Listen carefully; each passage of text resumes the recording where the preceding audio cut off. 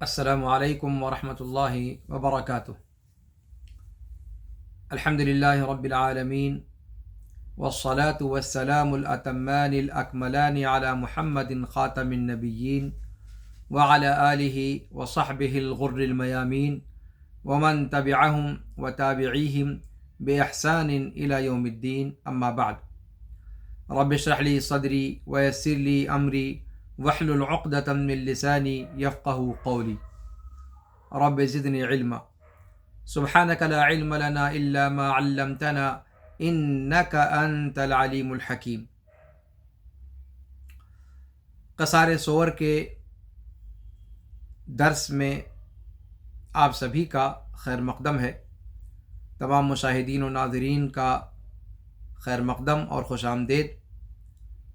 سورہ فاتحہ کا درس فی الحال چل رہا ہے، اور اس میں ہم لوگ ایاک نعبد و ایاک نستعین کے مضمون تک پہنچے تھے۔ آج کے درس میں انشاءاللہ العزیز اہدنا الصراط المستقیم صراط الذین انعمت علیہم غیر المغضوب علیہم ولا الضالین، ان آیات کی تشریح آپ کے سامنے پیش کی جائے گی، اور یہ دیکھنے کی ہم کوشش کریں گے کہ ان آیات میں اللہ رب العالمین کیا پیغام دینا چاہتا ہے ایک قرآن کے پڑھنے والے کو اس آیت اور اس صورت کے ذریعے سے انشاءاللہ العزیز۔ اللہ رب العالمین فرماتا ہے اہدنا الصراط المستقیم۔ ایاک نعبد و ایاک نستعین کے بعد اگلی آیت سورہ فاتحہ کی ہے اہدنا الصراط المستقیم۔ اے اللہ تو ہمیں صراط مستقیم کی ہدایت نصیب فرما۔ سب سے پہلی بات تو یہاں پر یہ ذکر کر دینے کی ہے کہ ہدایت کہتے کس کو ہیں؟ ہدایت دو طرح کی ہوتی ہے، ایک ہدایت راستہ بتلا دینے کی، راہ نمائی کر دینا، اور دوسری ہدایت یا ہدایت کا دوسرا معنی توفیق ہوتا ہے، توفیق دے دینا۔ اور قرآن کریم کے اندر ہدایت ان دونوں معنوں کے لیے استعمال ہوئی ہے۔ رہنمائی کے معنی میں اللہ رب العالمین سورہ انسان، جس کو سورہ دہر بھی ہم اور آپ کہتے ہیں، اس کی آیت نمبر 3 میں اللہ رب العالمین ارشاد فرماتا ہے اِنَّا هَدَيْنَاهُ السَّبِيلَ اِمَّا شَاكِرًا وَإِمَّا كَفُورًا، کہ ہم نے حضرت انسان کو رہنمائی کر دی راستے کی، خواہ وہ شکر گزار بن جائے، خواہ وہ ناشکرہ بن جائے، چاہے وہ شکر گزار بن جائے چاہے وہ ناشکرہ بن جائے، یعنی دونوں راہ، نیک اور بد دونوں راہ اس کے سامنے آشکار کر دیا۔ اب وہ چاہے تو نیک راہ اختیار کر کے اللہ رب العالمین کے شکر گزار بندوں میں اپنے آپ کو شامل کر لے، آیا وہ بد راہ کو اختیار کر کے اللہ رب العالمین کے ناشکر بندوں کے ضمن میں اپنے آپ کو شمار کر لے۔ تو یہاں پر انا ہدیناہ السبیل جو اللہ رب العالمین نے فرمایا، یہاں ہدایت سے مراد بیان ہے، دلالہ ہے، ارشاد ہے، رہنمائی ہے، راستہ بتلا دینا ہے۔ ہدایت کا ایک معنی یہ ہے، اور یہ ہدایت سارے لوگوں کے لیے عام ہے، اور رسولوں کو یہی ہدایت دینے کے لیے بھیجا گیا تھا۔ رسولوں کی جو ڈیوٹی تھی وہ یہی تھی کہ لوگوں کے سامنے حق اور باطل کی راہ کو الگ الگ کر کے بتلا دیں کہ یہ حق کی راہ ہے اور یہ باطل کی راہ ہے۔ اس سے زیادہ رسولوں کی ڈیوٹی نہیں ہوا کرتی تھی۔ اب اس میں سے بندہ حق کی راہ کو اختیار کرتا ہے یا باطل کی ڈگر پر چلنا پسند کرتا ہے، یہ نبی کے اختیار میں، رسول کے اختیار میں نہیں ہوا کرتا تھا۔ یہ اس کے اپنی مشیت کی طرف لوٹتا تھا کہ وہ بندہ اس میں کیا کرتا ہے، رسول کی مرضی اس میں نہیں چلا کرتی ہے۔ تو یہ ہدایت دینے کے لیے اور یہی رہنمائی کرنے کے لیے، راستہ بتلانے کے لیے سارے انبیاء و رسول اس دنیا میں مبعوث فرمائے گئے۔ ہدایت کی دوسری قسم ہے ہدایت توفیق۔ ہدایت توفیق یہ صرف اور صرف اللہ رب العالمین کی مشیت پر موقوف ہے۔ اللہ رب العالمین جسے چاہے اسے نوازے، جسے نہ چاہے اسے محروم کر دے۔ سورہ قصص آیت نمبر 56 میں رب العالمین ارشاد فرماتا ہے کہ اِنَّكَ لَا تَهْدِي مَنْ أَحْبَبْتَ وَلَكِنَّ اللَّهَ يَهْدِي مَن يَشَاءُ، کہ اے نبی مکرم صلی اللہ علیہ وسلم، آپ جسے چاہیں انہیں ہدایت نہیں دے سکتے، لیکن اللہ رب العالمین جسے چاہے ہدایت دیتا ہے۔ تو یہاں پر ہدایت سے مراد ہدایت توفیق ہے، اور یہ ہدایت صرف اور صرف اللہ رب العالمین کے ہاتھ میں ہے۔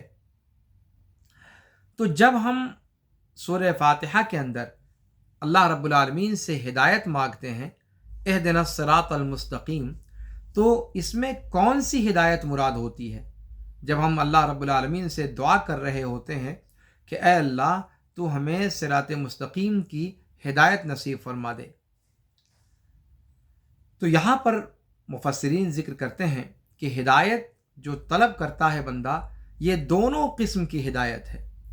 پہلی ہدایت، اس کا مضمون کیا ہے کہ حق اور باطل کی راہ اس کے سامنے واضح ہو جائے، گڈ مڈ نہ ہو، ایسا نہ ہو کہ حق اور باطل اس کے سامنے اس طریقے سے گڈمڈ ہو جائے، مل جائے، مختلط ہو جائے کہ وہ فیصلہ ہی نہ لے سکے کہ اس میں حق کیا ہے اور باطل کیا ہے۔ اسی لیے اللہ کے رسول صلی اللہ علیہ وسلم نے دعا کیا سکھلائی کہ اللہم ارنا الحق حقا وارزقنا اتباعہ وارنا الباطل باطلا وارزقنا اجتنابہ ولا تجعلہ ملتبسا علینا فنضل۔ اے اللہ تو حق کو ہمارے سامنے حق واضح کر دے اور ہمیں اس کی اتباع کی توفیق عطا فرما، اور باطل کو باطل ہماری نگاہوں کے سامنے واضح کر دے اور ہمیں اس سے بچنے کی توفیق عطا فرما، اور حق اور باطل کو ہمارے سامنے گڈمڈ نہ کریو کہ ہم گمراہ ہو جائیں۔ یہ دعا اللہ کے رسول صلی اللہ علیہ وسلم سکھلایا کرتے تھے۔ تو ہدایت سے یہاں سب سے پہلے نمبر پہ حق اور باطل کی جو واضح لکیر ہے اس کو واضح کرنا بندے کے سامنے۔ ہم اللہ رب العالمین سے یہ دعا کرتے ہیں کہ اے اللہ تو حق اور باطل کو میرے سامنے واضح کر دے، صراط مستقیم کو ہمارے سامنے واضح کر دے۔ صراط مستقیم اسلام کا راستہ، حق کا راستہ، دین اسلام اور مذہب، شریعت، قرآن، اس کی الگ الگ تفسیریں بیان کی گئی ہیں اور سب تفسیریں اپنی جگہ پر درست ہیں۔ تو اہدنا الصراط المستقیم، اے اللہ ہمارے سامنے صراط مستقیم واضح فرما دے۔ اسی طریقے سے صراط مستقیم واضح فرمانے کے بعد ہمیں اس کو اختیار کرنے کی توفیق دے اور اس پر ہمیں ثابت قدم رکھ۔ یہ جو دوسرا معنی ہدایت کا ہے۔ تو جب ہم اہدنا الصراط المستقیم اللہ رب العالمین سے مانگتے ہیں کہ اے اللہ تو صراط مستقیم کی ہدایت ہمیں نصیب فرما دے، تو اس میں یہ دونوں چیزیں ہم مانگ رہے ہوتے ہیں کہ اے اللہ تو حق اور باطل کو میرے سامنے واضح کر دے، صراط مستقیم کی جو ڈگر ہے، صراط جو واضح راستہ ہے، ہمیں اس کی رہنمائی کر دے، اور رہنمائی کرنے کے بعد اس راستے پر چلنے کی توفیق بھی عطا فرما، اور اسی راستے پر ہمیں ثابت قدم بھی رکھ، اس سے ہمارے قدم دائیں بائیں ڈگمگانے نہ پائیں۔ تو ہدایت جب ہم اللہ رب العالمین سے طلب کرتے ہیں اس آیت کے ذریعے سے سورہ فاتحہ کی، تو گویا ہدایت کی یہ دونوں قسمیں اللہ رب العالمین سے مانگ رہے ہوتے ہیں۔ ہدایت کا لفظ عربی زبان میں دو طریقے سے استعمال کیا جاتا ہے۔ ایک طریقہ تو یہ ہے کہ ہدایت کو الا کے ذریعے سے متعدی بنایا جائے، اور دوسرا طریقہ یہ ہے کہ اس کو لام کے ذریعے سے متعدی بنایا جائے۔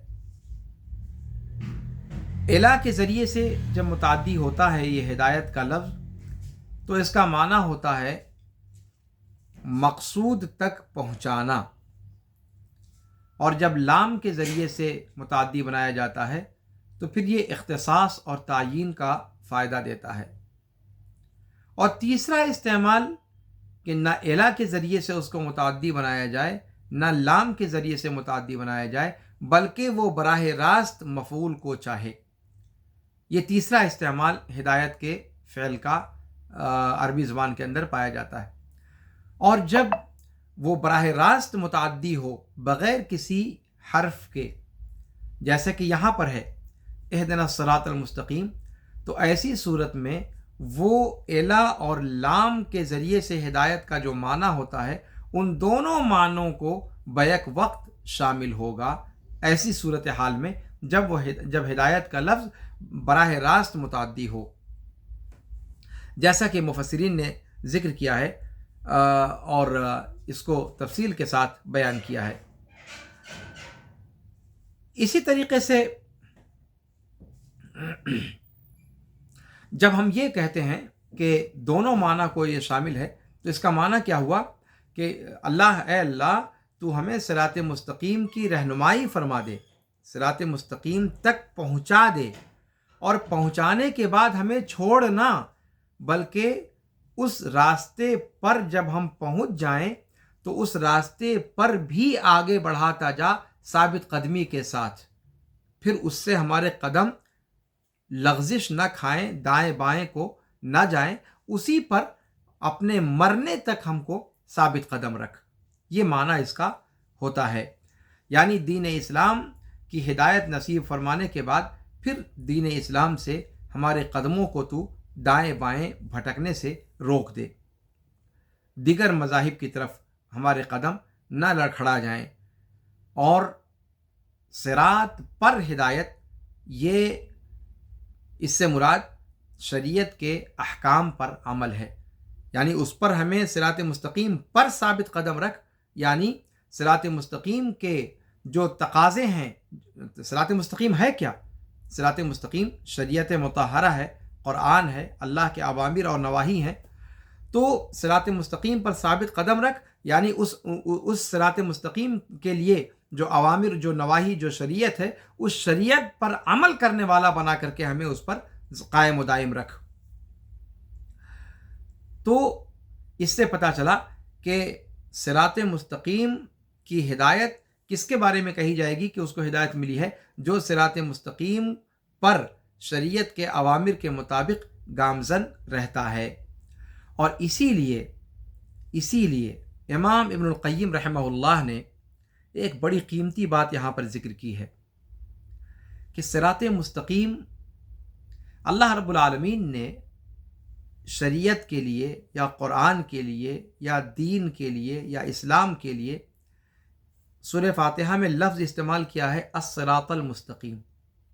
امام ابن قیم نے ایک شاندار اس پہ ایک لطیفہ ذکر کیا ہے کہ صراط یہ بھی ہے جس کی رہنمائی ہم دنیا میں مانگ رہے ہیں، اور ایک صراط، پل صراط قیامت کے دن ہوگا جسے ہر شخص کو پار کرنا ہوگا، کسی بھی بندے کو اس پر مرور کیے بغیر، اس پر گزرے بغیر چھٹکارا نہیں ہے۔ وَإِن مِّنكُمْ إِلَّا وَارِدُهَا كَانَ عَلَى رَبِّكَ حَتْمًا مَّقْضِيًّا۔ امام ابن قیم رحمہ اللہ فرماتے ہیں کہ بندے کا قدم اس دنیا میں صراط مستقیم پر جس قدر ثابت رہے گا، اسی قدر پل صراط پر اس کا قدم ثابت رہے گا۔ دونوں میں نہایت درجہ مشابہت ہے۔ جو بندہ اس دنیا میں صراط مستقیم پر ثابت قدم ہے، جس قدر ثابت قدم ہے، اسی قدر ثبات قدمی پل صراط پر اس کو نصیبے میں ملنے والی ہے۔ اسی لیے کہتے ہیں پل صراط کے بارے میں آپ نے پڑھا ہوگا، احادیث میں آتا ہے کہ بعض لوگ وہ ہوں گے جو بجلی کی چمک کی رفتار میں، بجلی کی رفتار میں پل صراط کو عبور کر لیں گے، اور ان میں سے بعض وہ ہوں گے جو پلک جھپکنے کی طرح سے گزر جائیں گے، ان میں سے بعض وہ ہوں گے جو تیز و تند ہوا کی مانند اس پر سے گزریں گے، ان میں سے بعض وہ ہوں گے جو تیز سوار کی رفتار سے اس پر سے گزریں گے، اور ان میں سے بعض وہ ہوں گے جو دوڑتے ہوئے اس پر سے گزر جائیں گے، ان میں سے بعض وہ ہوں گے جو چلتے ہوئے گزر کر جائیں گے، ان میں سے بعض وہ ہوں گے جو لڑکتے پڑکتے گھٹنوں کے بل پار کریں گے، اور ان میں سے بعض وہ ہوں گے جو زخمی ہو کر اس کو پار کریں گے، اور ان میں سے بعض وہ ہوں گے جو اپنی خراشوں کی تاب نہ لا کر بیچ میں ہی جہنم میں گر چکے ہوں گے۔ اعاذنا اللہ منہ۔ اللہ رب العالمین ہم سب کو اور تمام سامعین و مشاہدین اور ناظرین کو اللہ رب العالمین اس انجام بد سے محفوظ رکھے۔ اللہ رب العالمین ہم سب کو پل صراط کو بجلی کی رفتار سے پاس کرنے کی توفیق عطا فرمائے۔ اللہ رب العالمین اس دنیا میں صراط مستقیم پر ہمیں اس طریقے سے ثابت قدمی عطا فرمائے کہ پل صراط پر ہم بجلی کی رفتار سے اسے پار کر سکیں۔ تو بندے کو چاہیے کہ وہ اس دنیا میں صراط مستقیم پر اپنی چال کو دیکھ لے، جیسے اس کی چال اس صراط مستقیم پر، اس شریعت پر، اس قرآن پر اس دنیا کے اندر ہے، وہی رفتار اس کی اس پل صراط پر بھی رہے گی، بالکل جیسے کا تیسا۔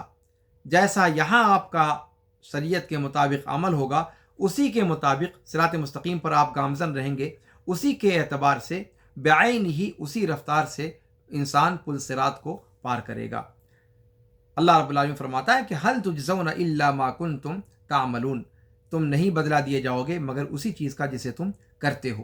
تو انسان اگر چاہتا ہے کہ پل صراط کو زیادہ سے زیادہ تیز رفتاری کے ساتھ پار کرے تاکہ جہنم کی لپٹ سے، جہنم کے کلالیب سے، جہنم کے وہ آنکڑے جو اپنے اوپر پل صراط جو جہنم پر نصب کیا جائے گا، جو جہنم کے شعلے لپک لپک کر جو کھینچ رہے ہوں گے، ان کے کھینچنے سے پہلے برق رفتاری سے تیزی کے ساتھ پل صراط پر گزر جائیں۔ اگر ہم یہ خواہش رکھتے ہیں تو اس دنیا میں صراط مستقیم پر اسی انداز میں ثبات قدمی کو لازم پکڑیں۔ یہاں پر ایک چیز اور ہے کہ جس کا ذکر میں نے اس سے پہلے والے درس میں بھی کیا تھا، اور یہاں پر بھی اس چیز کو دہرانے کی ضرورت ہے، اور وہ یہ کہ اللہ رب العالمین نے اس سے پہلے والی آیت میں فرمایا تھا ایاک نعبد، یہ نہیں کہا جبکہ آدمی نماز جو پڑھنے والا نماز پڑھتا ہے یا تلاوت کرنے والا تلاوت کرتا ہے وہ تنہا تلاوت کر رہا ہوتا ہے، اور عربی زبان میں اکیلے کے لیے اعبدو کا صیغہ استعمال کرنا چاہیے، نہ کہ نعبدو۔ اے اللہ میں تیری ہی عبادت کرتا ہوں اور تجھی سے مدد مانگتا ہوں، لیکن میں نہیں آیا، ہم وہاں ذکر کیا گیا۔ یہاں بھی دیکھیں کیا فرمایا، اہدنا الصراط المستقیم، اے اللہ تو ہمیں مجھ کو نہیں، اکیلے کے لیے نہیں کہا، ہمارے لیے، اہدنا ہم سب کو صراط مستقیم کی ہدایت نصیب فرما۔ یہاں پر مفسرین نے پھر اس نقطے کو اٹھایا ہے کہ جمع کا صیغہ کیوں استعمال کیا گیا۔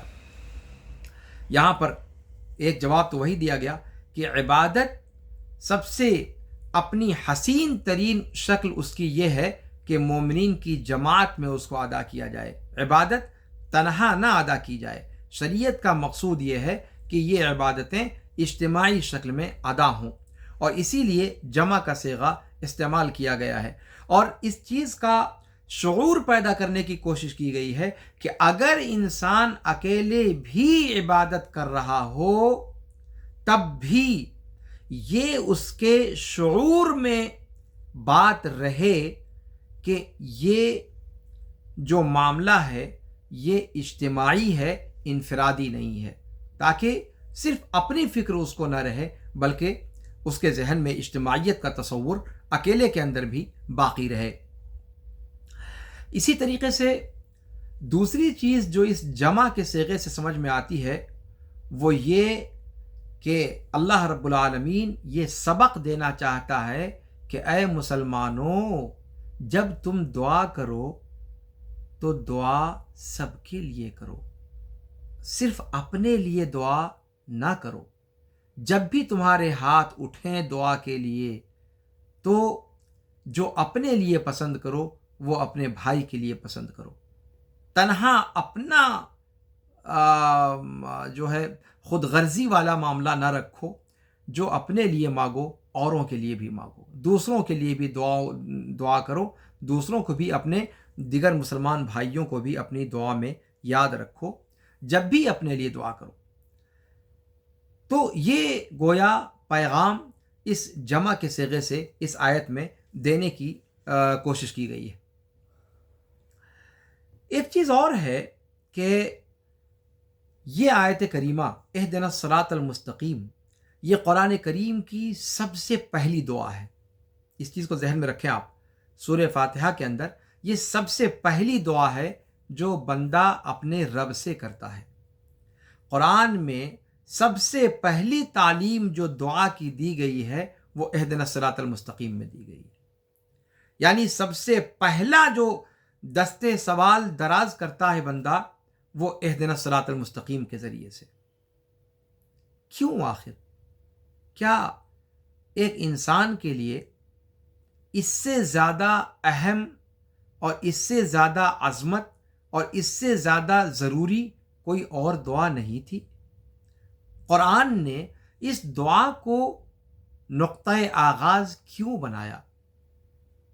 اس کو بھی مفسرین نے ذکر کیا ہے۔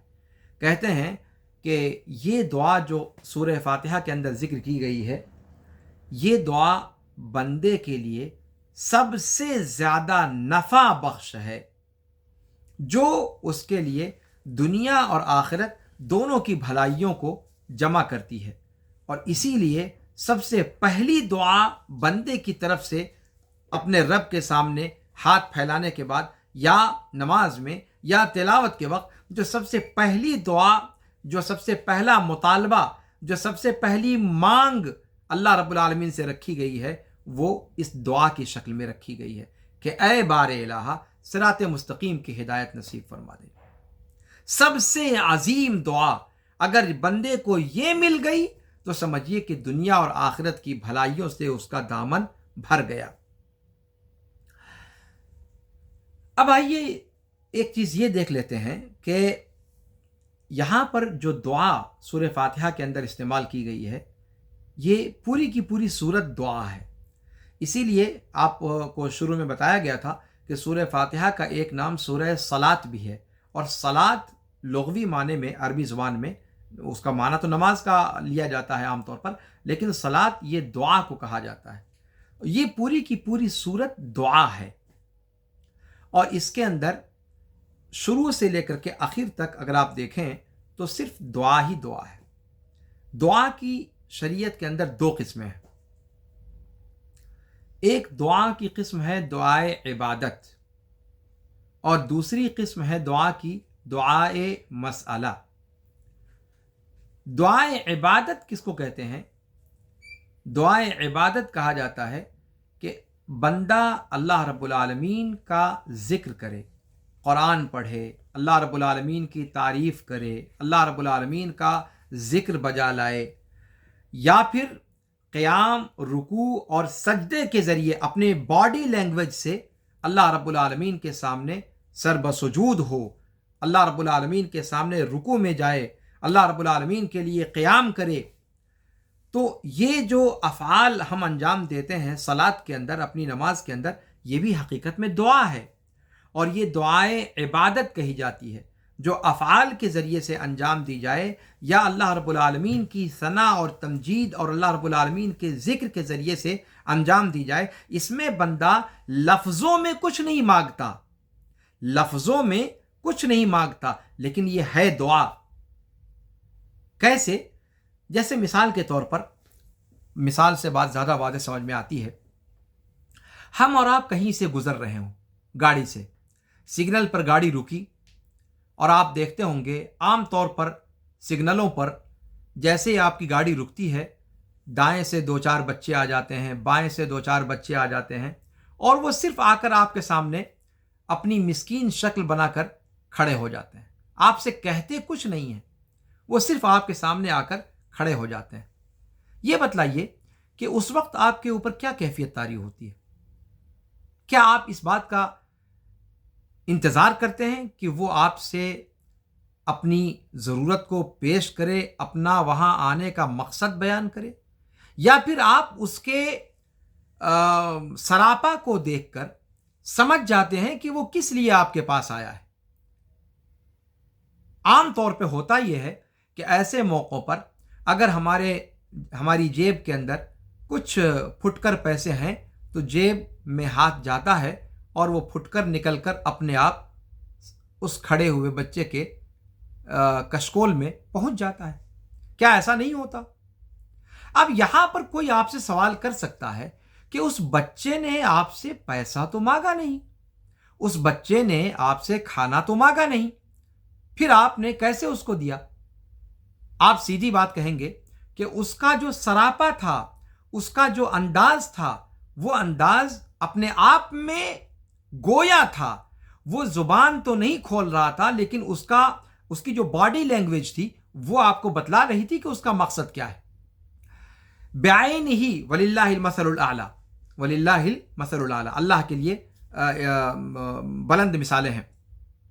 بعینہ یہی معاملہ بندے کا رب کے ساتھ ہوتا ہے۔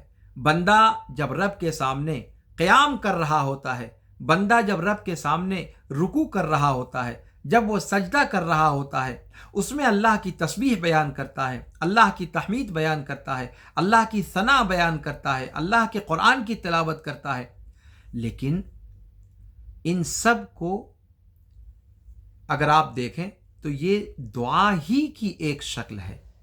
اسی لیے نماز کو نماز کہا بھی جاتا ہے، اس لیے کہ وہ شروع سے لے کر آخر تک یا تو ذکر ہے، یا پھر افعال ہیں، اور یا پھر حقیقت میں دعا ہے۔ اس کے علاوہ نماز میں اور ہے کیا؟ اسی لیے صلاۃ کو صلاۃ کہا جاتا ہے۔ تو کہا کہ اس سورہ فاتحہ کے اندر 2 طرح کی دعائیں موجود ہیں، شروع سے لے کر کے بسم اللہ الرحمن الرحیم، الحمدللہ رب العالمین، الرحمن الرحیم، مالک یوم الدین، ایاک نعبد و ایاک نستعین، یہاں تک جو باتیں کہی گئی ہیں الحمدللہ رب العالمین الرحمن الرحیم مالک یوم الدین تک، یہ کیا ہے؟ دعائے عبادہ ہے، اور ایاک نعبد کے اندر براہ راست عبادت کا ذکر آیا ہے۔ اس میں اللہ رب العالمین کی بندہ تعریف کرتا ہے، اللہ رب العالمین کا ذکر و اذکار کرتا ہے، اللہ رب العالمین کو بھلے الفاظ میں یاد کرتا ہے، اللہ رب العالمین کے اسماء و صفات کا ذکر کرتا ہے۔ اس کے بعد اگلی آیت میں کہتا ہے اہدنا الصراط المستقیم۔ اب یہاں پر جو ہے یہ صریح دعا پہلی بار ذکر کی گئی۔ اس سے پہلے کی جو آیات ہیں وہ دعائے مسئلہ دعائے عبادہ کہی جاتی ہیں، اور یہاں سے اہدنا الصراط المستقیم یہ دعائے مسئلہ ہے۔ تو گویا سورہ فاتحہ مکمل کی مکمل دعا ہے۔ اس سے پہلے جو دعا ذکر کی گئی وہ دعائے عبادت ہے، اور اہدنا الصراط سے لے کر آخر تک یہ دعائے مسئلہ ہے۔ تو گویا سورہ فاتحہ دعا کی دونوں قسموں پر مشتمل ہے۔ دعائے مسئلہ کسے کہتے ہیں؟ یعنی مانگ کر کوئی چیز لینا، جیسے وہی بچہ جس کی مثال میں نے آپ کو دی، وہ آ کر کے کہے کہ مجھے بھوک لگی ہے، کھانا کھلا دو، یا مجھے 5 روپے دے دیجئے، یا مجھے کچھ پیسے دے دیجئے۔ تو یہ براہ راست جو مانگنا ہے اسی کو دعائے مسئلہ کہا جاتا ہے۔ اور یہاں پر سورہ فاتحہ کے اندر اہدنا الصراط پر جب بندہ آتا ہے تو وہ کھل کر اللہ سے مانگ رہا ہوتا ہے، اسی لیے اس کو دعائے مسئلہ کہا گیا ہے۔ یعنی اپنی ضروریات اللہ کے سامنے پیش کر کے بندہ اللہ رب العالمین سے اس کو پورا کرنے کی فریاد کرتا ہے۔ تو یہ اہدنا الصراط المستقیم کے ذریعے سے بات سمجھ میں آتی ہے۔ یہاں پر سورہ فاتحہ میں اگر آپ اس تفصیل کو ذہن میں رکھیں تو آپ کو اندازہ ہوگا کہ اللہ رب العالمین نے اپنے سامنے دعا کرنے کا سلیقہ بھی انسان کو سکھایا ہے۔ دعا کرنے کا سلیقہ اللہ رب العالمین نے سکھایا ہے کہ بندہ اپنے رب کے سامنے مانگے تو کیسے مانگے، مانگنے کا سلیقہ بھی تو چاہیے۔ تو سلیقہ سورہ فاتحہ ہمیں سکھاتی ہے۔ کیسے سکھاتی ہے؟ کہتے ہیں کہ اللہ رب العالمین نے اس صورت میں بندوں کو دعا کرنے کا سلیقہ سکھایا کہ جب بندہ کسی حاجت کو اللہ رب العالمین کے سامنے پیش کرنا چاہے، اپنی کسی ضرورت کو، اپنی کسی فریاد کو، اپنے کسی مطالبے کو، اپنی کسی دعا کو اللہ رب العالمین سے مانگنا چاہتا ہے، تو اس کا بہتر طریقہ یہ ہے کہ سب سے پہلے اللہ رب العالمین کی تعریف بیان کرے، اللہ رب العالمین کی حمد بیان کرے، اللہ رب العالمین کی پاکی کبریائی بیان کرے، اور پھر دوسرے نمبر پہ اپنی اللہ رب العالمین کے سامنے عبودیت کا اظہار کرے، اس بات کو بیان کرے کہ اے بار الہ، تو قابل تعریف ہے، تو قابل تمجید ہے، تو قابل حمد ہے۔ اور ایک بات یہ ہو گئی۔ دوسری بات یہ کہ ہم تیری ہی عبادت کرتے ہیں، تو تیری ہی توحید بجا لاتے ہیں، تیرے علاوہ کسی کو حاجت روا نہیں مانتے، تیرے علاوہ کسی کو فریاد رس نہیں مانتے، تیرے علاوہ کسی کو مشکل کشا نہیں مانتے، تیرے علاوہ کسی کو ضرورت پوری کرنے والا نہیں مانتے۔ اس بات کا اظہار دوسرے نمبر پہ۔ پہلے نمبر پہ اللہ رب العالمین کی حمد اور ثنا، اور دوسرے نمبر پہ اپنی عبودیت اور اپنی توحید کا سہارا، اپنی توحید کا ذکر اللہ رب العالمین کے سامنے بندہ کرے۔ اس لیے کہ یہ دونوں باتیں، اپنی دعا، اپنی اصل ڈیمانڈ اللہ کے سامنے رکھنے سے پہلے ان دونوں باتوں کو رکھنا ضروری ہے۔ سب سے پہلے کیا؟ اللہ کی حمد، اور دوسرے نمبر پہ اپنی عبودیت اور توحید کا ذکر۔ یہ دونوں چیزیں یہ وسیلہ ہیں۔ یہ کیا ہیں؟ وسیلہ ہیں۔ ہمارے بہت سارے بھائی کہتے ہیں کہ بھیا اللہ رب العالمین، ہم دنیا میں کسی بڑے کے پاس بغیر وسیلے کے نہیں پہنچ سکتے، اللہ تعالیٰ کے پاس کیسے بغیر وسیلے کے پہنچ جائیں گے؟ تو بھیا بغیر وسیلے کے پہنچنے کو آپ کو کہہ کون رہا ہے؟ قرآن آپ کھولو، پہلا صفحہ ہی آپ کو بتلاتا ہے کہ وسیلے کے بغیر وہاں بھی نہیں کام چلنے والا ہے۔ تبھی تو قرآن نے سلیقہ یہ سکھایا۔ یہاں دو وسیلہ ہم نے پکڑا۔ ایک وسیلہ پکڑا اللہ رب العالمین کے اسماء اور صفات کا۔ پہلا وسیلہ کس کا پکڑا؟ اللہ رب العالمین کے اسماء اور صفات کا۔ اور دوسرا وسیلہ پکڑا اپنی عبودیت کا اور اپنی توحید کا، یعنی اپنے عمل کا جو ہم اللہ رب العالمین کے لیے کر رہے ہیں۔ تو دو وسیلہ ہم نے پکڑا، اور ان دونوں وسیلوں کا سہارا لے کر، ان دونوں وسیلوں کا ذریعہ بنا کر اللہ رب العالمین سے اپنی فریاد تیسرے نمبر پہ جا کر کے رکھی، اہدنا الصراط المستقیم، اے اللہ تو صراط مستقیم کی۔ چونکہ ہم نے یہ دونوں وسیلے اختیار کیے ہیں، اور تجھے ان دونوں وسیلوں کا وسیلہ کہ تو ہمیں راہ راست کی رہنمائی کر دے۔ تو مضمون اصل میں معاملہ یہ نہیں ہے کہ وسیلے کا انکار کیا جا رہا ہے۔ وسیلے کا انکار نہیں ہے، وسیلہ تو شریعت کے اندر وارد ہوا ہے اور قرآن کریم کے اندر بے شمار جگہوں پر آیا ہے، لیکن وسیلہ کا مفہوم وہ نہیں ہے جو ہمارے نادان بھائی سمجھتے ہیں۔ وسیلے کا مفہوم یہ ہے جو سورہ فاتحہ کے اندر بتایا گیا ہے۔ وسیلہ اللہ کی ذات کا پکڑا جائے، اللہ رب العالمین کے اسماء کا پکڑا جائے، اللہ رب العالمین کے صفات کا پکڑا جائے، انسان کے اپنے نیک اعمال کا پکڑا جائے، کسی نیک انسان اور صالح انسان، زندہ انسان کی دعا کا پکڑا جائے۔ یہ سارے وسیلہ اختیار کرنے کی جائز شکلیں ہیں، اور ان کا شریعت کے اندر ذکر بھی آیا ہے۔ تو یہاں پر الحمدللہ رب العالمین، بسم اللہ الرحمن الرحیم، الحمدللہ رب العالمین الرحمن الرحیم مالک یوم الدین، ایاک نعبد و ایاک نستعین، یہاں تک بندہ وسیلہ پکڑتا ہے اللہ رب العالمین کی حمد و ثنا کا، پھر اپنی عبودیت اور اپنی توحید کا جو اللہ رب العالمین کے لیے وہ کر رہا ہے۔ اور اس چیز کو آپ سمجھ گئے ہوں گے کہ بندہ اہدنا الصراط المستقیم کی دعا اس کی کب قبول ہوگی؟ جب اس کا پہلا دونوں اسٹیپ صحیح ہوگا۔ اگر وہ زبان سے ایاک نعبدو کہہ رہا ہے اور ماتھا کہیں اور جا کر ٹیکتا ہے، اللہ مسجد کے ساتھ ساتھ، میں یہ نہیں کہہ رہا کہ مسجد میں نہیں ٹیکتا کہیں اور ٹیکتا، نہیں، مسجد میں بھی ٹیکتا ہے اور دوسری جگہ پر ٹیکتا ہے، شرک تو ہو گیا نا، شریک تو کیا نا آپ نے، اپنے شیش نوانے کی جگہ آپ نے 2 بنا لی، رب نے کہا تھا 1 رکھو، آپ نے 2 کر لیا، تو پھر وہ اللہ کے لیے صرف خالص نہ ہوئی۔ اگر عبادت کے اندر خلل پایا گیا یا پھر آپ کی توحید میں خلل پایا گیا، استعانت کے اندر خلل پایا گیا، عبادت کی کسی قسم میں خلل پایا گیا، چاہے وہ خلل شرک کی شکل میں ہو، چاہے وہ ریاکاری کی شکل میں ہو، چاہے وہ اور شکلوں میں ہو، تو پھر گویا آپ نے اپنا وسیلہ درست نہیں رکھا، اور جب وسیلہ آپ کا درست نہیں ہے تو پھر آپ کیسے چھت تک پہنچیں گے؟ چھت تک پہنچنے کے لیے سیڑھی صحیح ہونی چاہیے نا۔ اگر بیچ سیڑھی میں کوئی جھول ہے تو 2 سیڑھی چڑھیں گے، تیسری سیڑھی پر جا کر لڑھک جائیں گے، تیسری پر اگر چڑھیں گے چوتھی پر جا کر لڑھک جائیں گے، چھت پر تو نہیں پہنچ سکتے آپ۔ تو پھر اگر آپ کو اس بات کا اہتمام ہے کہ اللہ رب العالمین آپ کی دعا کو قبول کرے، تو پھر ان دونوں وسیلوں کو پہلے درست کریں، ان دونوں ذریعوں کو درست کریں، جن ذریعوں کے ذریعے سے، جن ذریعوں کا استعمال کر کے آپ اپنی دعا قبول کروا سکتے ہیں۔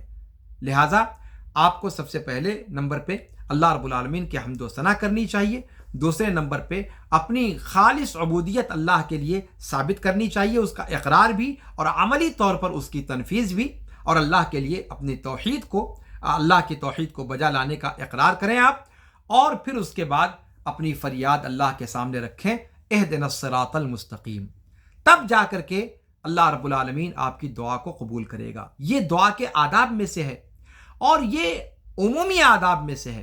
سورہ فاتحہ کے اندر یہ آداب سکھلائے گئے، ویسے بھی اگر آپ کو دعا کرنی ہے تو اس کا سلیقہ یہی ہے کہ بندہ سب سے پہلے اللہ رب العالمین کے حمد و ثنا بیان کرے، پھر بندہ اپنے اخلاص اور اپنی عبودیت اور اپنی توحید کا ذکر کرے، اور پھر اس کے بعد جو مانگنا ہے، جو بھی مانگنا ہے، وہ فریاد اپنی اللہ رب العالمین کے سامنے رکھے۔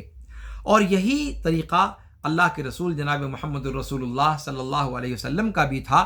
جب آپ صلی اللہ علیہ وسلم قیام اللیل کے لیے رات میں بیدار ہوتے تھے، تو امام بخاری نے اپنے صحیح میں عبداللہ بن عباس رضی اللہ تعالی عنہما وارضاہما کی حدیث سے اس روایت کو بیان کیا ہے کہ اللہ کے رسول صلی اللہ علیہ وسلم فرماتے تھے، جب قیام اللیل کے لیے اٹھتے تھے، تہجد کے لیے اٹھتے تھے، کہ اللہم لک الحمد انت نور السماوات والارض ولک الحمد انت قیم السماوات والارض ولک الحمد انت رب السماوات والارض ومن فیہن انت الحق ووعدک الحق وقولک الحق ولقاؤک الحق والجنة حق والنار حق والنبیون حق والساعة حق۔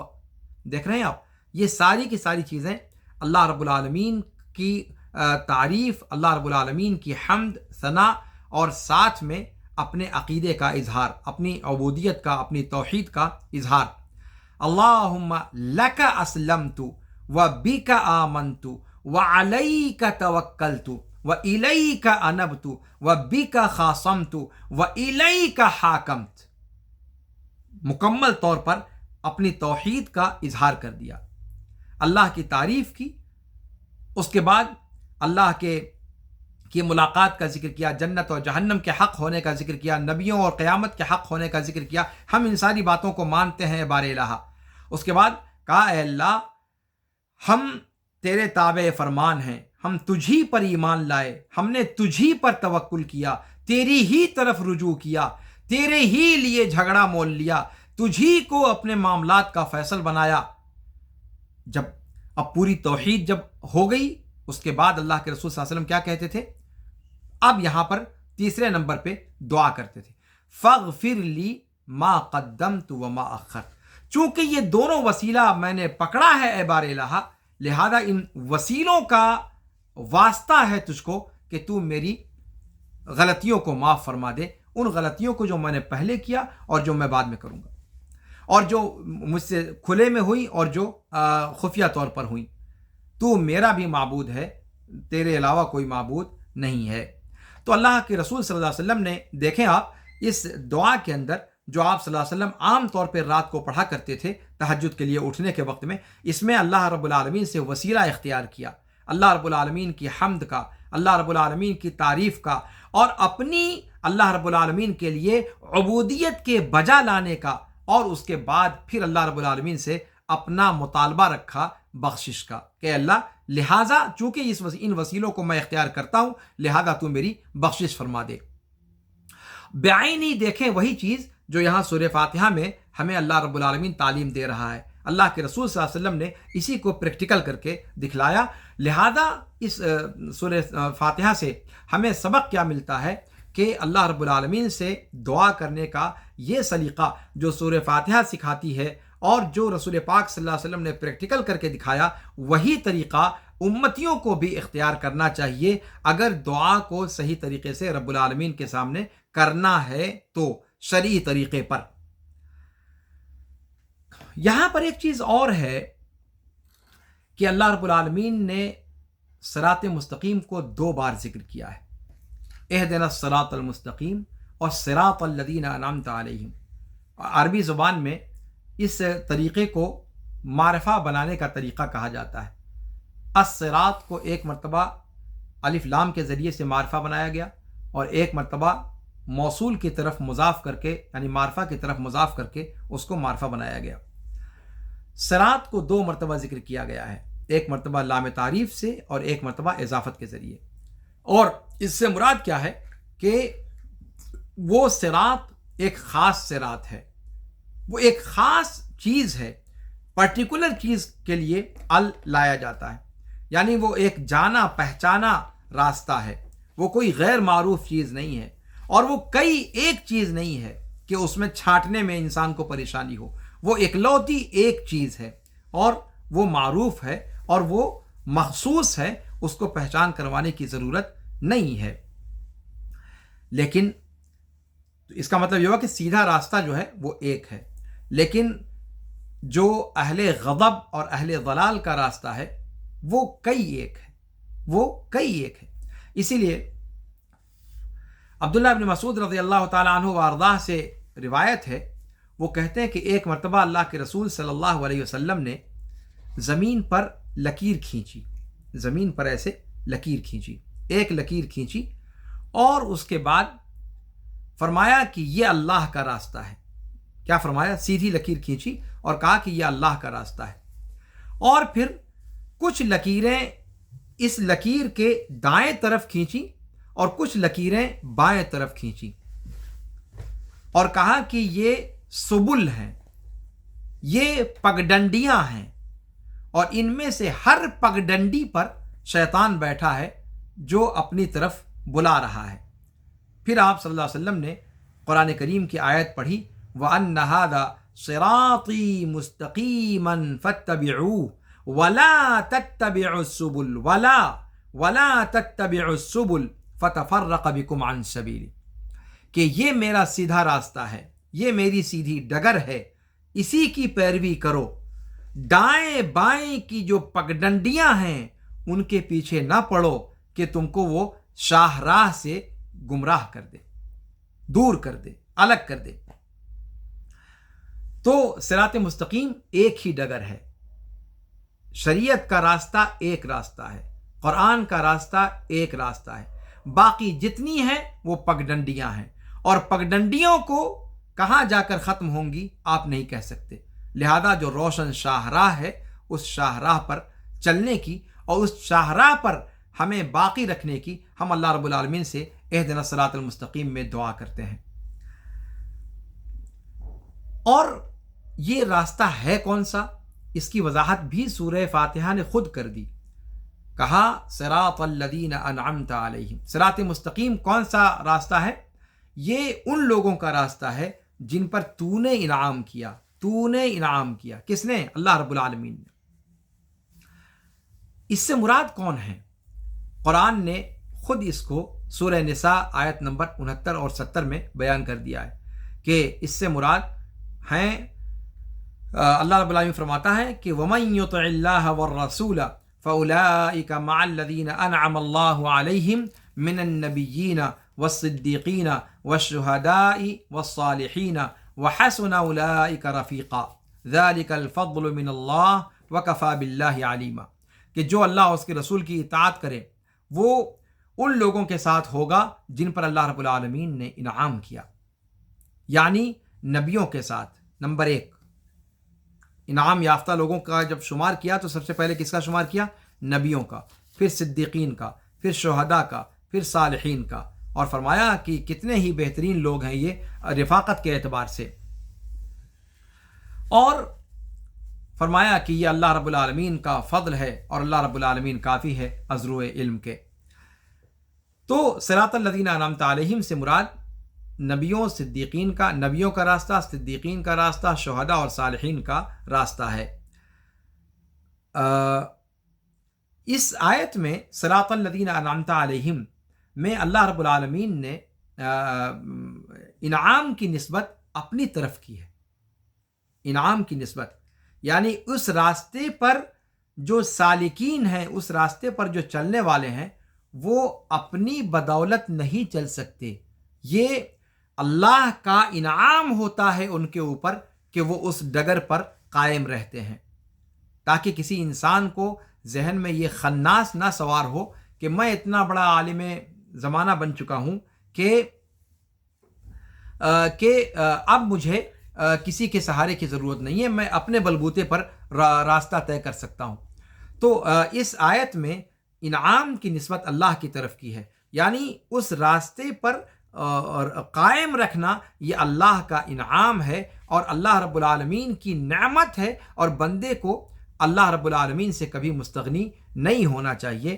اللہ رب العالمین ہی جس کو چاہتا ہے اس کو سیدھے راستے پر گامزن کرتا ہے، ورنہ من یضلل اللہ فلا ہادی لہ، جسے اللہ گمراہ کر دے اسے کوئی ہدایت دینے والا نہیں ہے۔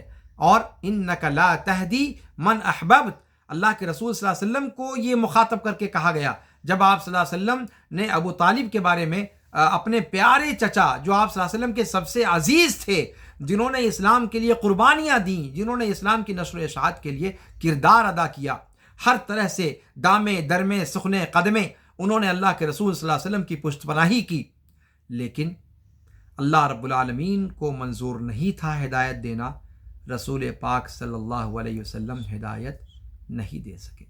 انک لا تہدی من احببت ولکن اللہ یہدی من یشاء۔ تو گویا انسان اگر ہدایت یافتہ ہے تو اسے اللہ کا شکر ادا کرنا چاہیے اور یہ سمجھنا چاہیے کہ یہ ہدایت جو اللہ نے اس کو دی ہے، یہ ہدایت جس پر وہ آج قائم ہے، یہ اوپر والے کا انعام ہے، یہ اس کے اپنے علم اور اپنے فضل کا اس میں کوئی دخل نہیں ہے۔ اگر اللہ چاہتا تو گمراہ بھی کر سکتا تھا، لیکن اگر راہ راست پر رکھا ہے تو یہ اس کا انعام ہے، یہ اس کا فضل ہے۔ یہ انسان کو ہمیشہ اس کا ادراک اور شعور ہونا چاہیے تاکہ انسان عجب میں مبتلا نہ ہو، تکبر میں مبتلا نہ ہو، غرور میں مبتلا نہ ہو، گھمنڈ کے چکر میں نہ پڑ جائے، اترانا نہ شروع کر دے، بیجا پندار قائم نہ کر لے۔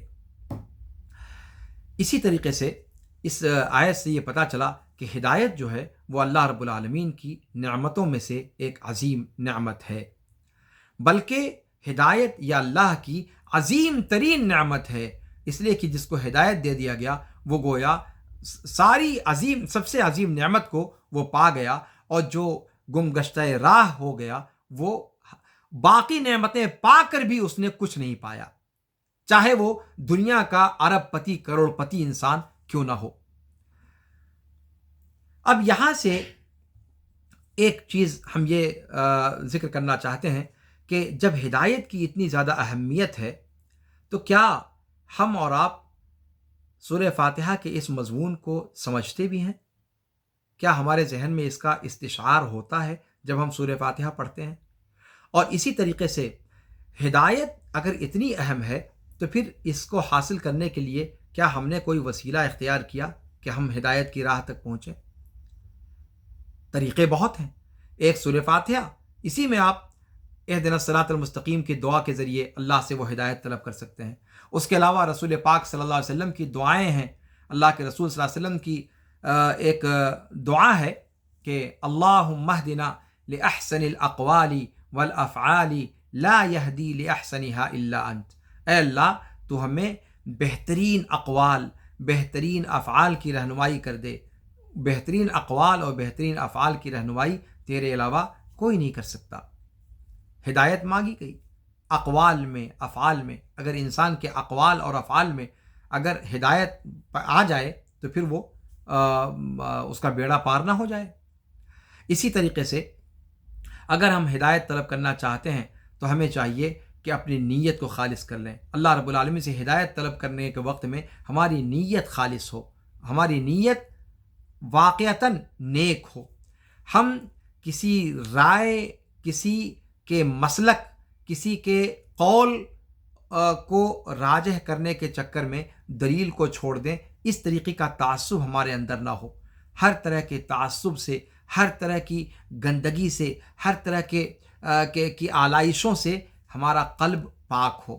ہم خالص دل کے ساتھ اللہ رب العالمین سے ہدایت طلب کریں، باطل کے لیے تعصب نہ اختیار کریں، اور نہ ہی تکبر اور دشمنی کو جو ہے جگہ دیں۔ اسی طریقے سے اللہ رب العالمین کی نشانیوں میں غور و فکر کریں۔ وہ نشانیاں اللہ رب العالمین نے اس کائنات کے اندر بھی رکھی ہیں اور اپنی شریعت کے اندر بھی رکھی ہیں، قرآن اور حدیث کے اندر بھی آدمی غور و فکر کرے۔ اسی طریقے سے اللہ رب العالمین نے جو اس کائنات کا نظام رکھا ہے، اس کائنات کے نظام میں انفس و آفاق میں غور و فکر کرے، نیک لوگوں کی صحبت اختیار کرے، اور ایک اہم چیز یہ ہے کہ اپنا آئیڈیل صحیح اختیار کرے، اپنا قدوہ، اپنا نمونہ اچھا اختیار کرے۔ دیکھیں نا، اسی پر اپنی بات میں ختم کروں گا، اپنی آخر میں ہوں اس وقت میں۔ جب بندہ کہتا ہے اہدنا الصراط المستقیم، اے اللہ ہمیں صراط مستقیم کی رہنمائی فرما دے، یہاں پر کہیں نہ کہیں ایک چیز آتی ہے کہ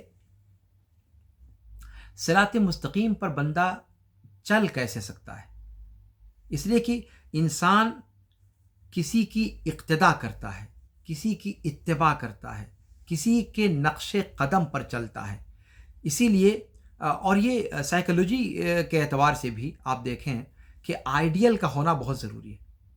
آپ گھر کے اندر دیکھیں، بچہ پیدا ہونے کے بعد اپنے والدین کو آئیڈیل مانتا ہے، اس کے بعد جیسے جیسے اوپر بڑھتا جاتا ہے اپنے گارجین کو آئیڈیل مانتا ہے، پھر وہ جب اوپر اور بڑھتا ہے، اور آج کل کے جو لچے لفنگے بچے پیدا ہو رہے ہیں اور جو تربیت غلط طریقے پر ہو رہی ہے، تو فلمی ہیروؤں کو اپنا آئیڈیل مانتا ہے، یا پھر کرکٹر کو اپنا آئیڈیل مانتا ہے، اپنا ہیرو مانتا ہے۔ تو آئیڈیل انسان کی فطرت میں ہے کہ وہ آئیڈیل کا تصور قائم کیے بغیر وہ آگے نہیں بڑھتا۔ آئیڈیل ضرور قائم کرتا ہے وہ، چاہے آپ چاہیں، چاہے وہ نہ چاہے، آپ چاہیں چاہے نہ چاہیں، شعوری طور پر یا غیر شعوری طور پر۔ لیکن یہ ایک انسان کی فطری چیز ہے کہ وہ کسی کو آئیڈیل مانتا ہے۔ بچہ اپنے باپ کو آئیڈیل مانتا ہے، بیٹی اپنی ماں کو آئیڈیل مانتی ہے، اور وہ ماں کے عادات و اطوار کو، اس کے اخلاق کو اڈاپٹ کرنے کی کوشش کرتی ہے، جیسے جیسے ان کو دیکھتی ہے کرتے ہوئے ویسے ویسے کرنے کی کوشش کرتی ہے۔ بچہ اپنے باپ کو جیسے دیکھتا ہے ویسے ویسے اس کی حکایت، جیسے بندر نقالی کرتا ہے ویسے بچہ اپنے والدین کی حرکتوں کو نقالی کر کے وہ سیکھنے کی کوشش کرتا ہے۔ کیا ایسا نہیں ہے؟ ایک بدیہی بات ہے۔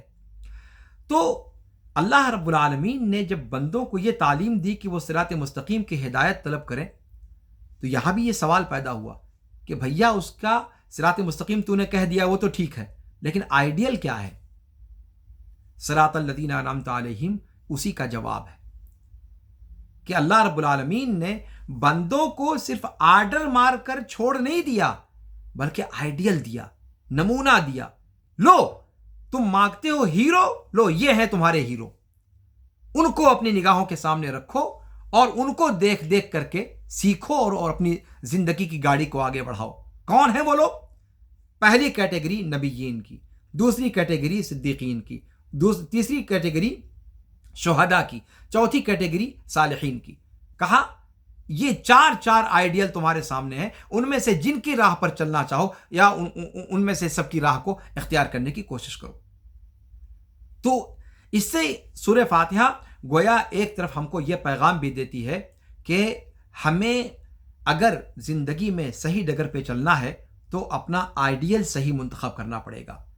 اگر ہماری نئی نسل فلمی ہیروؤں کو یا کرکٹرز کو یا پھر جواریوں کو، کبابیوں کو، شرابیوں کو، سیاسی نیتاؤں کو، جھوٹ بولنے والوں کو اور ادھر ادھر کے علم غلم والے لوگوں کو اگر وہ اپنا آئیڈیل بناتے ہیں تو پھر ہم اور آپ کون سی نسل آگے بڑھائیں گے وہ ہم کو فیصلہ کرنا ہے۔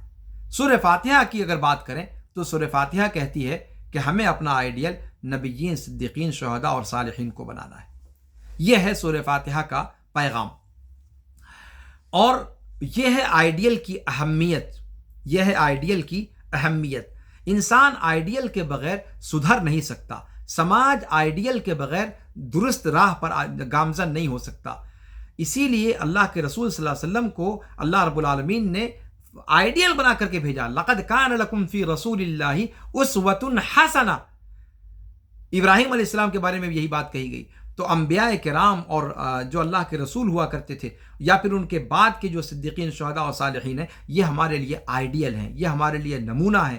ہم کو ان کی ڈگر اختیار کرنے کا حکم دیتی ہے سورہ فاتحہ۔ تو یہ اہم پیغام تھا جو سورہ فاتحہ کے اب تک کی آیتوں میں ہمیں ملا۔ اب آئیے آخری آیت پر، اور پھر اس کے بعد اپنی بات کو ہم ختم کر دیں گے۔ آخری آیت میں اللہ رب العالمین نے فرمایا غیر المغضوب علیہم ولا الضالین۔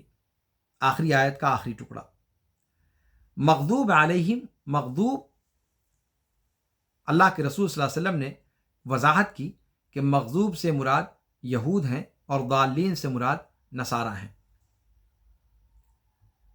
لیکن اس کا یہ مطلب نہیں کہ یہود صرف مغضوب ہیں، ضال نہیں، جیسے یہ مطلب نہیں کہ نصارہ ضال ہیں، مغضوب نہیں۔ دونوں مغضوب بھی ہیں اور ضال بھی ہیں، مغضوب بھی ہیں اور ضال بھی ہیں، اللہ کے غضب کا بھی شکار ہیں اور گمگشتہ راہ بھی ہیں، دونوں کے دونوں۔ لیکن یہود کے اندر چونکہ اللہ رب العالمین کا غضب نصارہ کے مقابلے میں زیادہ ان کے اوپر ہوا، اور وہ کیوں ہوا؟ کہتے ہیں کہ مغضوب ان اشخاص کو کہا گیا ہے جو علم رہتے ہوئے غلط راستے کو اختیار کرتے ہیں۔ دیکھیے یہاں پر دو چیزیں ہیں۔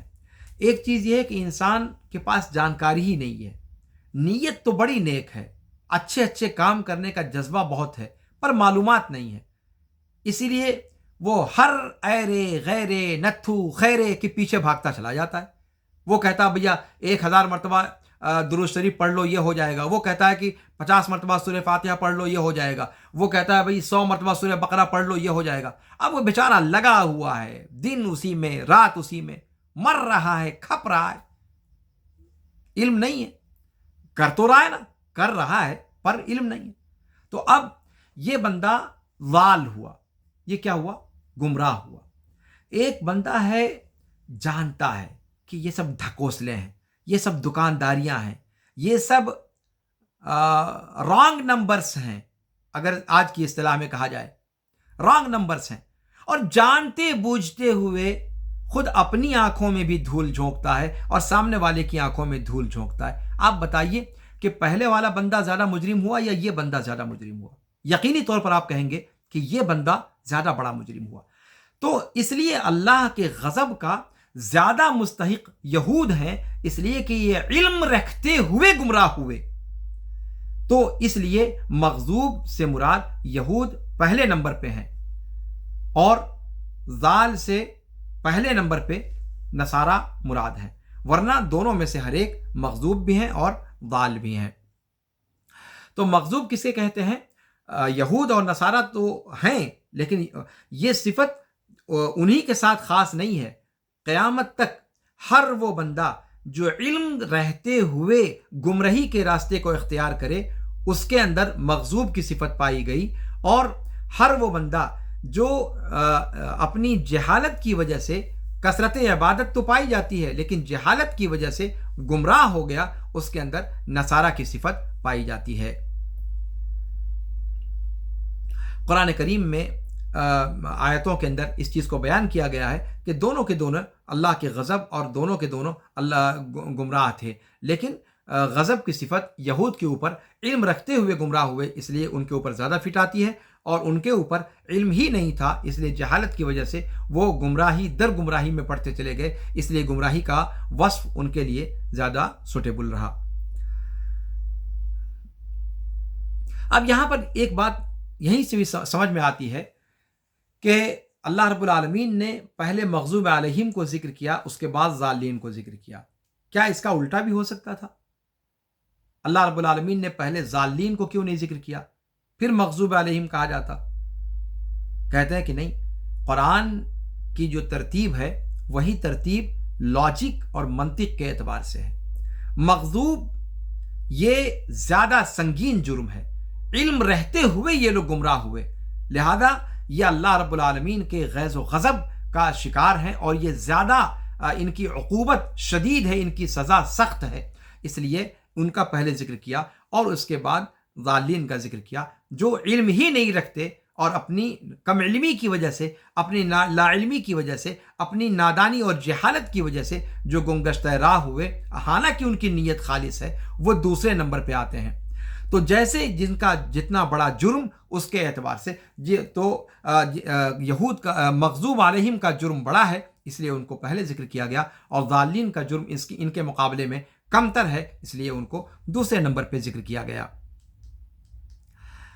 اسی لیے یہاں یہ بات کہی گئی کہ یہ وصف یہود و نصارہ کے ساتھ خاص نہیں ہے۔ سفیان بن عیینہ رحمہ اللہ کہتے ہیں کہ سلف کہا کرتے تھے کہ علماء اس امت کے، یعنی امت محمدیہ کے علماء میں سے جو لوگ بگڑتے ہیں ان کے اندر یہود کی صفت پائی جاتی ہے، یہود کی مشابہت پائی جاتی ہے، اور امت محمدیہ کے عبادت گزاروں میں سے جو لوگ بگڑتے ہیں، صوفی سنت لوگوں میں سے جو بگڑتے ہیں، ان کے اندر نصارہ کی مشابہت پائی جاتی ہے۔ اسی طریقے سے سلف کا قول ہے، سلف کہا کرتے تھے کہ بے عمل عالم کی فتنے سے بچو اور جاہل عبادت کرنے والے کی فتنے سے بچو، اس لیے کہ ان دونوں کا فتنہ ہر شخص کو مبتلا آزمائش کر سکتا ہے۔ ایک چیز یہاں اور ہے کہ اللہ رب العالمین نے فرمایا صراط الذین انعمت علیہم غیر المغضوب علیہم ولا الضالین۔ انعمت علیہم میں اللہ رب العالمین نے اپنی طرف نسبت کی، یعنی اللہ رب العالمین کی طرف، کہ ان لوگوں کی راہ جن پر تو نے انعام کیا۔ لیکن جب غضب والی بات آئی تو یہ نہیں کہا کہ اے اللہ ان لوگوں کی راہ مت چلانا جن پر تو نے غضب کیا، یہ نہیں کہا گیا۔ دیکھیں آپ سلیقہ دیکھیں، غیر المغضوب علیہم کیوں؟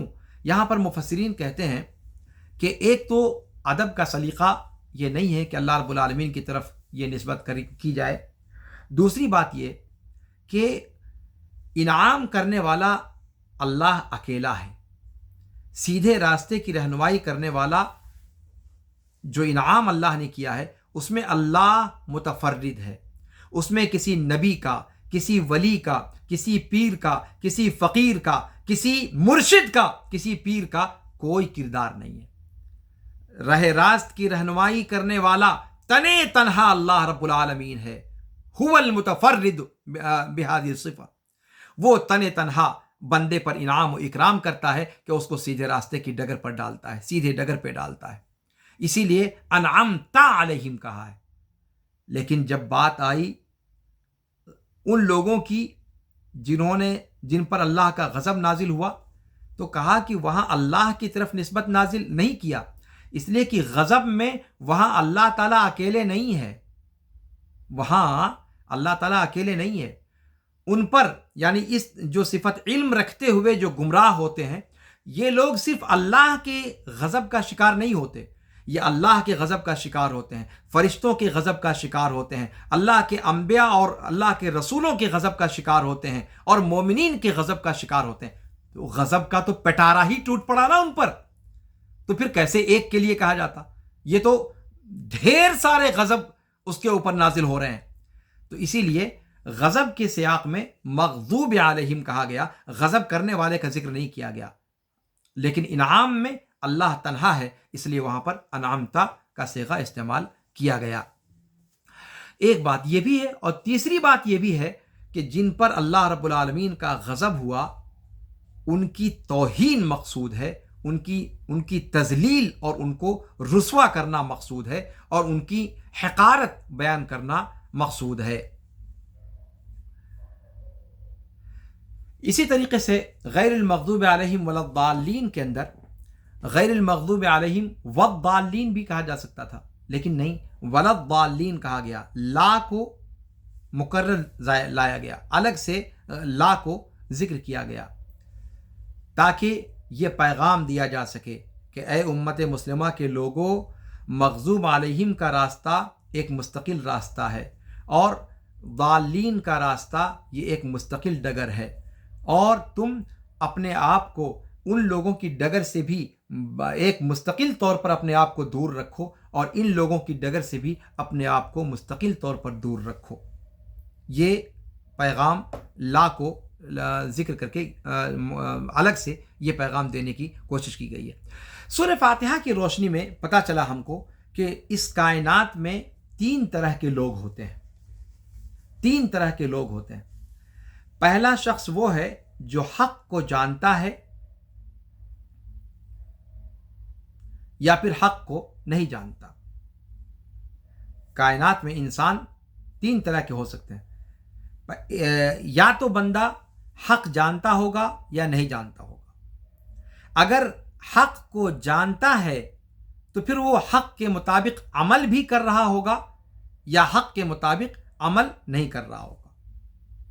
دھیان دیجیے گا کہ اس کائنات میں انسان تین حالت سے خالی نہیں ہے، یا تو وہ حق پہچانتا ہوگا یا حق نہیں پہچانتا ہوگا۔ اگر حق پہچانتا ہوگا تو دو حال سے خالی نہیں، کہ حق کو پہچاننے کے بعد اس کی ڈگر کو اختیار کرے گا، یا حق کو پہچاننے کے بعد اس کی مخالفت کرے گا۔ ان دو حالتوں میں سے خالی نہیں ہوگا، یا تو کرے گا یا نہیں کرے گا۔ اگر وہ حق کو پہچانتا ہے اور حق کے مطابق عمل اختیار کرتا ہے تو یہی وہ لوگ ہیں جن پر اللہ رب العالمین کا انعام نازل ہوا، اور اللہ رب العالمین نے جن کی تعریف بیان کی ہے، اور جن کا علم ان کے لیے نفع بخش ہے، اور جو عمل صالح سے اپنے آپ کو آراستہ و پیراستہ کرتے ہیں۔ ان کے مقابل کہ حق کا راستہ جانتا تو ہوگا لیکن اس پر چلے گا نہیں، اس کے خلاف جائے گا، اور یہی وہ لوگ ہیں جن کو قرآن نے اس آیت میں اس صورت میں کیا کہا ہے؟ مغضوب علیہ، جن پر اللہ رب العالمین کا غیظ و غضب نازل ہوا۔ اور یا پھر انسان حق کا راستہ جانتا ہی نہیں ہوگا، تو حق کا راستہ نہیں جانتا ہے تو یہی وہ شخص ہے جس کو ضالین کہا گیا ہے۔ تو گویا اس صورت کے اندر انسانوں کی ان تینوں قسموں کو بیان کیا گیا ہے۔ اس صورت کے اندر جو ایک انسان کے لیے جن صفات سے آراستہ ہونے کا پیغام ملتا ہے ایک انسان کے لیے، ایک مسلمان کے لیے، وہ یہ کہ اس کے اندر تربیت کا پہلو ہونا چاہیے، اس کے اندر رحمت کا پہلو ہونا چاہیے، بردباری اس کے اندر ہونی چاہیے، تواضع ہونی چاہیے، اللہ پر توکل ہونا چاہیے، اللہ کے لیے اخلاص ہونا چاہیے، اور عمل کا جذبہ اس کے اندر ہونا چاہیے، اور اس کو کوشش کرنی چاہیے کہ وہ دوسروں کے لیے آئیڈیل اور نمونہ بنے۔ اور پھر یہ کہ اس صورت کے اندر ایک چیز اور پتہ چلتی ہے کہ جیسی کرنی ویسی بھرنی۔